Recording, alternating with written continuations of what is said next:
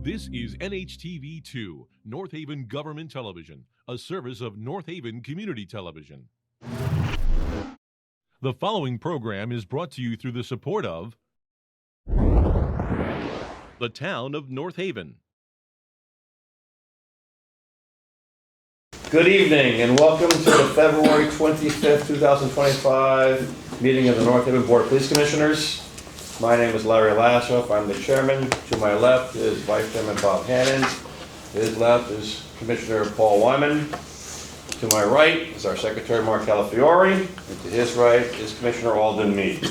I'd like to ask for the approval of the minutes of the January 28th, 2025 meeting, both regular and executive session, please. So we'll make a motion to approve. I'll second that. Okay, all in favor? Aye. Okay. Correspondences. Yes, Mr. Chairman, we have two pieces of correspondence tonight. The first one is from the Chief of Police, Edward Lennon, from East Haven, and he wrote a nice letter to Chief Glenn here regarding a funeral escort. He just says, in part, on behalf of the family of retired Sergeant Edward Peterson and the men and women of the East Haven Police Department, I would like to extend our deepest gratitude to you and your staff for your valuable assistance with the funeral detail, escort, and honors last week. So, very nice letter from the Chief of East Haven. And the second letter is from a Mr. Anthony Gennaro. He's the director of ACES Cooperative Educational Services here in North Haven, I believe it is. And he says in part, this is actually addressed to Chief or Deputy Chief Stavridis. And he also says that on behalf of ACES Security, I would like to extend our heartfelt gratitude to the patrol officers, sergeant, and detectives involved in today's incident at ACES Mill Road School.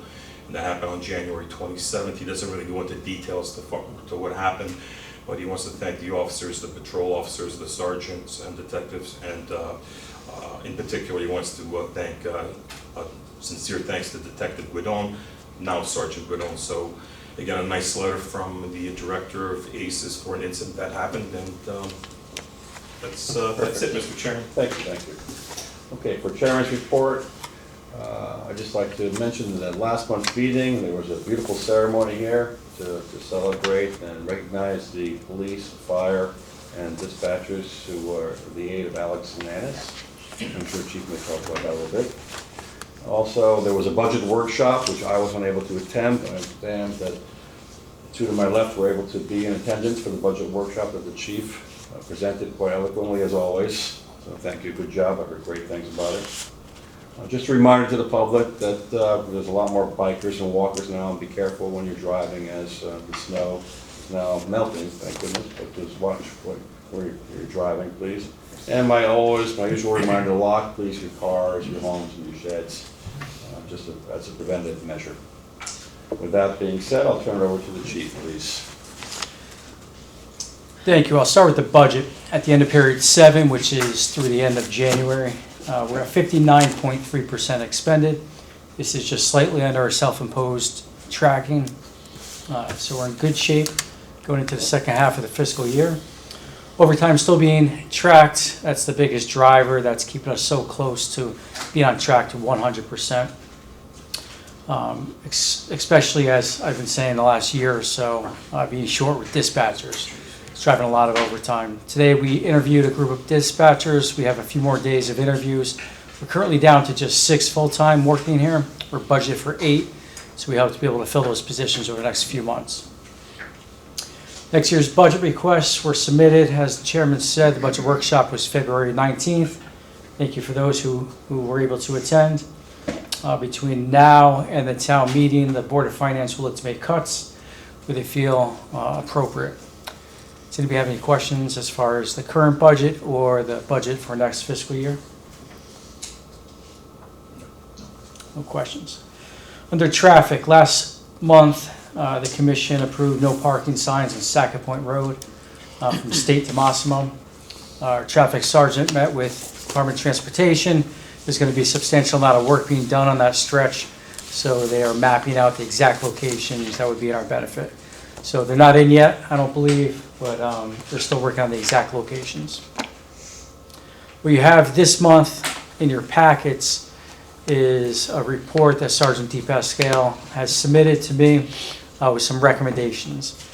And this is to help us with the Sackett Point Road Bridge that keeps getting struck near Universal Drive.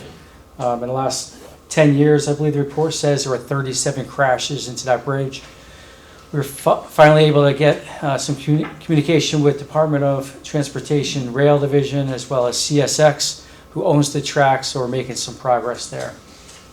So I'm looking for a motion. I'm not going to read every single sign that's in the report, but a motion to approve the recommendations as outlined in Case Incident Report 25-1449. And that's what you have in your packets.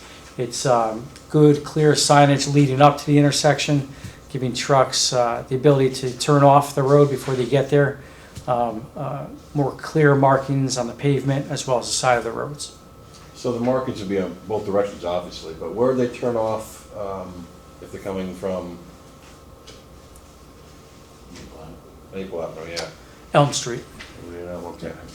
So the signage goes for that deep and that far ahead. correct.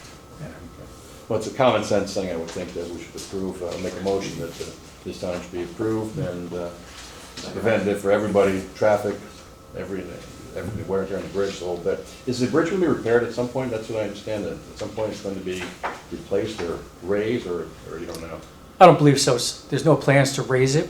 I think it passes inspection, so there's no repairs to do. Because of the slope of the tracks, just to go up 1 inch, you have to go 1 mile in each direction. No. And obviously, making the road lower, there's some drainage issues. So we're kind of stuck with the height that we have now. Okay, so. Yeah, the recommendations sound completely reasonable to me, so, And signs are the only way. Exactly, yeah. at this point, yeah. I just always wonder, engineering wise, if there isn't something somebody could put, like a small structure on either side of the bridge that would be hit first and cheap to put up, you know, but it just, Valid. Okay. So a quick question on the sign, these are just, they're not like lit up or like warning signs, you're warning too tall, too high? That's correct. At this point, it's just painting in the roadway and the typical street signs that you see, just warning with the height and bridge ahead and alternative routes. Okay, I'll make the motion that we approve the recommendations. I'll second it if you like. All in favor? No. So under training and professional standards, please refer to your reports for detailed analysis of the training that occurred in January. But we continue to add more training opportunities for our officers and our dispatchers, and we continue to pursue our officers becoming training instructors themselves so they could be in this room with our personnel and provide the training in-house. Next month, we plan to swear in 1 new officer. That's at the March commission meeting, the #1 ranked individual coming out of the last month's commission meeting. This person is a certified police officer, so after being sworn in, only 3 or 4 weeks of in-house training, and then that officer's on their own. We will technically be full staff. But we anticipate at least 1, maybe 2 retirements in April. But as you know, we have a list of conditional offers that were given out, so we're in good shape. We still have 2 recruits in the police academy. They start on January 3rd. Expected graduation is July 31st. And then at least 3 months, maybe 4 months of field training here in North Haven. So potentially on their own by November or December of this year. Under uniforms division, in January there was an increase in calls for service. This is a trend over the past few years that we've seen. Just for January, we had over 2,300 calls for service compared to 22 change last year. Motor vehicle stops are still much higher now than they've been the past few years, at 242 in January compared to 176 last year. Motor vehicle citations are just about double as far as what was issued, with 88 given out in January compared to 43 of January last year. And total arrests is about the same, 41 this year compared to 43 last year. We had 6 stolen cars in January. Last year we had 7. Vehicle burglaries, we had 8. Compared to last year, we had 16, and all larcenies are roughly the same, with 37 reported this year compared to 42 last year. Under the Investigative Services Division report, again, refer to your report for details. Some of that information isn't really necessary to talk about in open session, but there's a lot of detail there. We're still working with our state and federal partners on a number of different task force and regional opportunities. Stolen Vehicle Task Force, the ATVs and Street Takeover Task Force, Violent Crime Task Force, FBI Safe Streets Task Force, which we have an investigator committed full-time there, and Internet Crimes Against Children Task Force. All 6 of the stolen vehicles from January have been recovered and processed. We had 0 commercial burglaries and 0 residential burglaries in January, which is great. Awesome. At the end of last year, you may remember a street takeover that occurred on Montauk Avenue. We have identified at least 6 individuals. 5 have been taken into custody. The 6 we will be arresting via warrant, so we made a lot of progress there. The investigators who worked on that, it seems like a fairly simple investigation, but it's not. There were a lot of search warrants that went into that, complicated search warrants that led to more search warrants, so it was a nice job done by our detectives. Yeah, it sounds like a good job. Can you speak to the charges that Not quite yet. Once Okay. we arrest that last person, then you'll talk? we'll get the yeah, information out in total. talking both motor vehicle and criminal, I would Correct. imagine. Thank you. Recently, not in January, but what occurred in February, we had a string of 3 armed robberies recently. All 3, there was a handgun displayed during the robberies. Detectives identified a suspect, and we anticipate an arrest warrant for that individual soon. The individual is currently in custody. He's not running around on the road, so we're in good shape there. Under Veneri Scholarship, we have no classes. There weren't any requests at all. And that's all I have for open session. It looks like we have a guest walking in now. So unless there's any questions or comments, maybe a good time for public comment. Sure, sure. Name and address.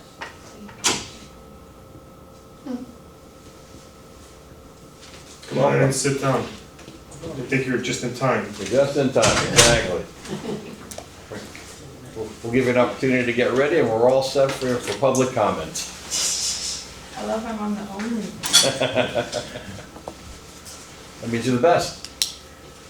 I mean, you know what, I will take it on a positive note. It's above 50 degrees. It's a wonderful day. Yes. Keep it this way. Yes. Definitely. Yeah, it's nice now. And did you want to maybe come up here? Yeah, come on up front here if you don't mind. Please. Not mine, absolutely. Introduce yourself, name and address, please, for the camera, and then we'll be happy to listen to you.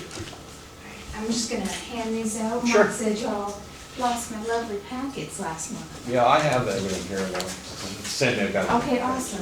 The library printer decided to stop color printing photos on me, which is not I'm nice. good here. Same thing? Oh, this is different. Oh, okay. Those are just the photos. Gotcha. Perfect. Thank you, Alex. Hey. I think I have what you provided Okay. last week, last month. I do as well. Okay, awesome. Okay, so if you, again, you just turn the camera, introduce yourself, and Yep. name And then if address. anyone doesn't have photos, I have those there. Perfect.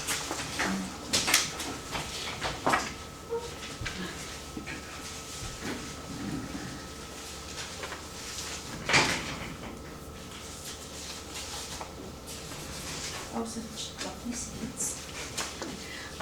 So my name is Alex Johnson. I live at 50 Fallon Drive. I wanted to come today and talk about the Patriot Front that has been very heavily targeting North Haven as well as North Branford, Hamden, and other surrounding towns. A little background on them. I have provided in the packet.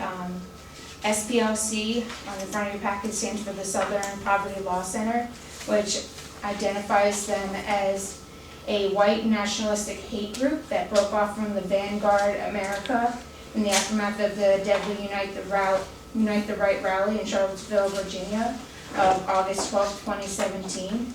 The Patriot Front is an image-obsessed organization that rehabilitated the explicitly fascist agenda of Vanguard America with garish patriotism. Patriot Front focuses on the theatrical rhetoric and activism that can be easily distributed as propaganda for its chapters across the country. We have already seen that in their posters that they hang on the light poles.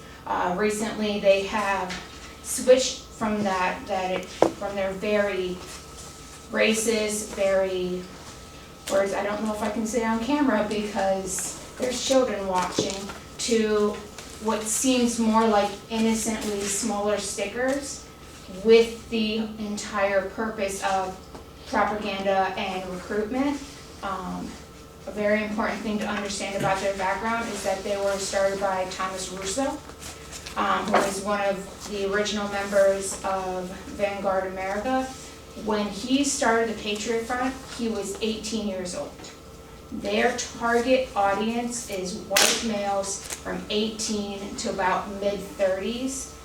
This is what they are trying to do here in North Haven, is not only target them for their white supremacy group, they've also been called even by NBC as a militia group as well.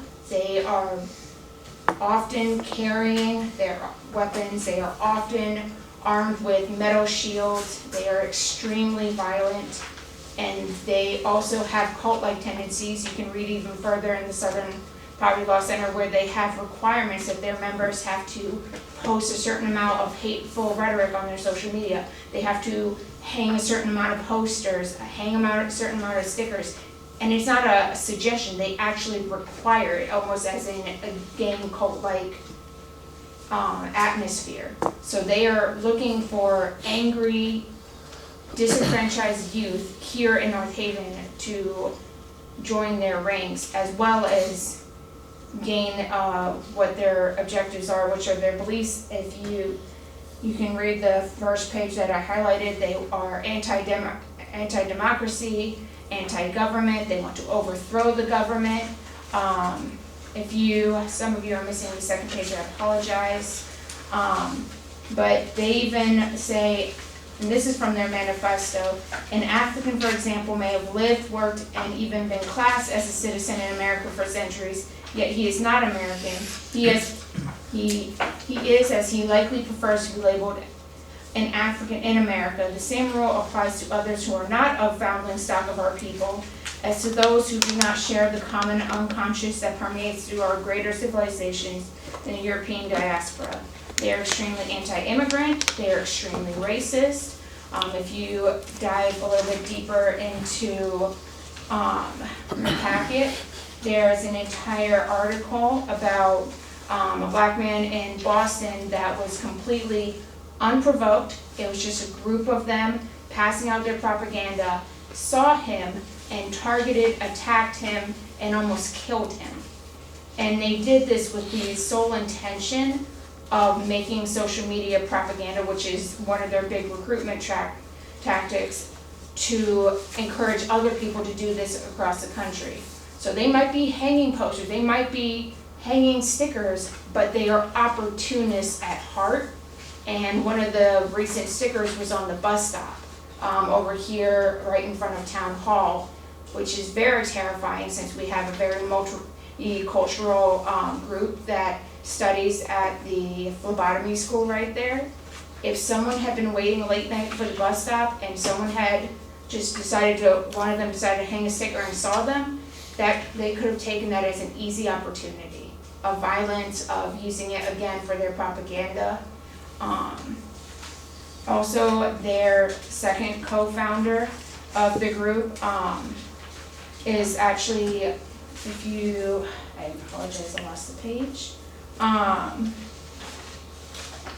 He is currently being accused of murdering a civil rights leader as well. So again, they are prone to violence. They make these what seem like just First Amendment rights posters and stickers, but they easily can switch to something very, very, very dangerous.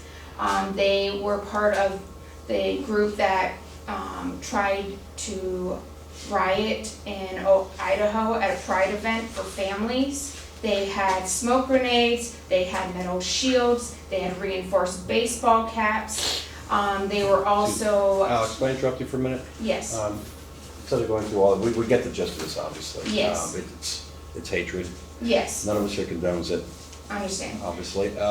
What can we do, rather than going through all these, what do you hear for us to ask us to do for you? I would Yeah. say first and foremost would be a communication from the lowest of officers to the highest of the department of when citizens come in with this, basically, it is a hate crime, because I had talked to Mark and he was concerned of, well, how can we prosecute it? You can go through the packets, it's considered a hate crime under Connecticut law. They've been prosecuted federally. Also, it is against litter and against park signage ordinances here in North Haven, so they can be prosecuted across the board. But what we as private citizens should do, posting that on the social media so people know and they feel comfortable to come into the police department to say, this has happened, we have found this is what's going on here. The lowest officers know how to take this report, to take the stickers and the posters into evidence, because that was what I was told by Representative Yacarino was supposed to happen. That was what I was told by Mr. Frieda. Recently, I had an officer that had no idea what the group was or what was going on. Also training and having all the officers understand and be able to identify this group and understand that even if it just seems like America First, but it says Patriot Front, they are trying to be sneaky and that they are a very dangerous group and there's nothing Okay. innocent about that So sticker. Chief, can you respond how we attack this or how we approach this, please? Sure. First of all, you gave them probably the most free advertisement that they've had in Connecticut and ever. Yeah. So I'm certainly not going to tell you to stop using that name, but I would suggest that you don't. No, I understand. I usually keep it very quiet. I was planning to just keep it here. But they have done larger tactics on social media and demonstrations in Hartford. They did right before the end of the legislative session last year. So there's a difference between a First Amendment right, Yeah, which we obviously we swear to protect. Just because something makes a group of people uncomfortable doesn't make it illegal. Use the term extremely violent, but then you reference these things that happen in different states, which obviously is terrible. But we have extremely violent people here. yeah, So we don't take flyers into evidence. There's no crime just to have a flyer. What we do right now is, our policy is, if it's on town property, it's removed. If it's on private property, typically a utility pole, yeah. that is private property, they don't want anybody touching the utility poles. So we notify them, and as soon as they can, they go out to take them down. But this is the same as if there's a missing dog, if there's a tag sale, the town ordinance covers all of that. I understand. But at the same time, I would say keeping records of where these guys are putting out their propaganda so that we can stop them, because it still is against the town ordinance. And also I gave you guys copies of, it is still considered a hate crime in Connecticut because of the language and the specific targeting. Now, it does depend upon what is on the poster, but some of the posters have been where it's intentionally targeting a group based off of their race. There's also been ones based off of their religion, and that is considered a hate crime under Connecticut, even if it is just a pamphlet or a poster. It's actually not a hate crime. We could talk offline why it's not. A hate crime is designated after the fact. There has to be an actual crime. If that crime occurred because of those categories you talked about, then it becomes a hate crime. If I walk outside and assault a woman and steal her purse, that's a robbery. Yes, If I do that because that woman is one of those protected classes, it's also a hate crime. So posting xyz.com on a utility pole is not a hate crime. It's not a crime at all. no, that I understand, but I was saying more when they have, for example, I had some of those stickers that literally says like white power. There are ones that say deport all invaders, which are specifically targeting, but even worse, there are ones that are worse, but I can't say it on camera, where they've literally spray painted kill NIGGERS, and that is not only against town ordinance, but that is specific at a targeted group with an intent of violence. Sure, and I agree with you, and we've been out many times, not ourselves as police, but we coordinate taking care of the graffiti. There's a lot of it down Universal Drive, Yeah. on the trails. Like I said, any of the flyers or things that are left out, whether it's private property, make a recommendation, take it down. If it's public property, we take it down ourselves if we can. But again, it's the difference between what makes people uncomfortable and what's illegal. Our federal government right now is deporting people who are here illegally.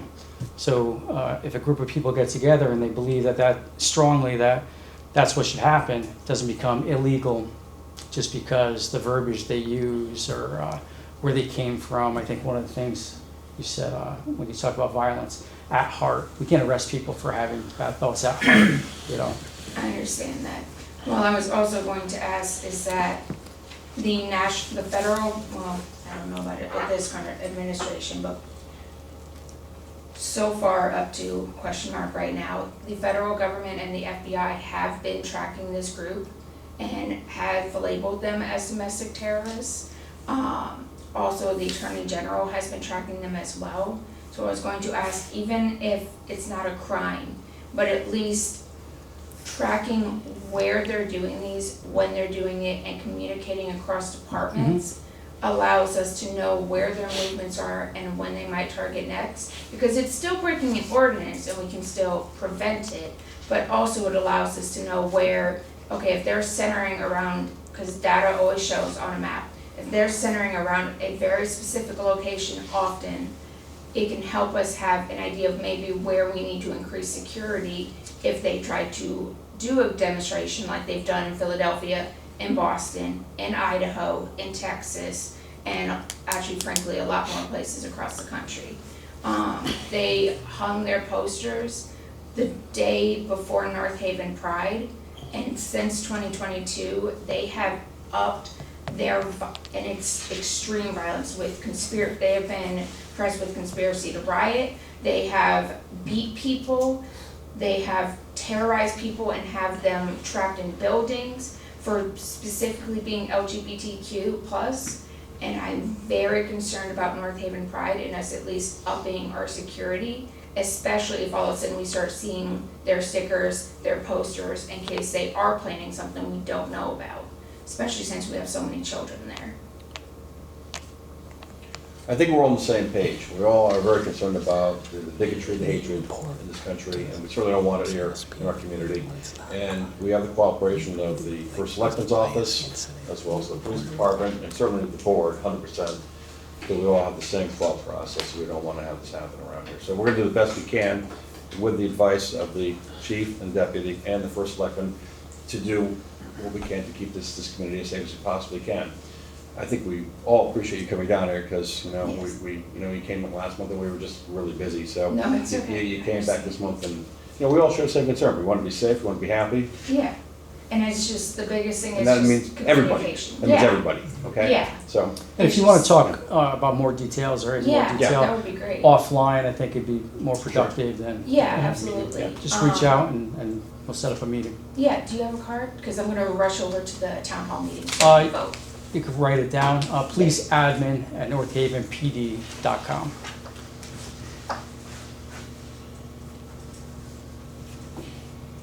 You said North Haven PD? Okay, I wasn't sure if it was like NH. and Alex, thank you for coming in tonight. You're welcome. And thank you for your concern for the protection of everybody in this community as well.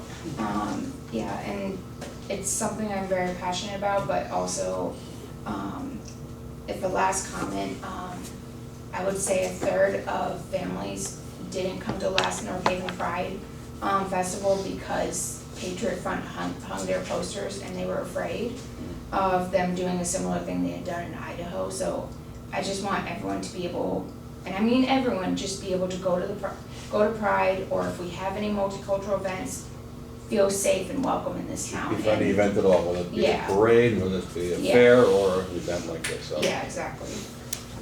Thank you. You got it, thanks for coming in. Thank you, Alex. Appreciate it. Okay, with that being said, do we have anything else for open session before the executive session? Okay, so I'll make a motion, we adjourn to executive session for discussion of personnel matters. I'll second that. Okay, all in favor? Okay, we are back now in open session after having had executive session to discuss personnel. Any further comments, questions? All good. Okay, motion to adjourn, So moved. second, I'll second that. all in favor? Aye. Good night. The preceding program is brought to you in part through a grant from the town of North Haven.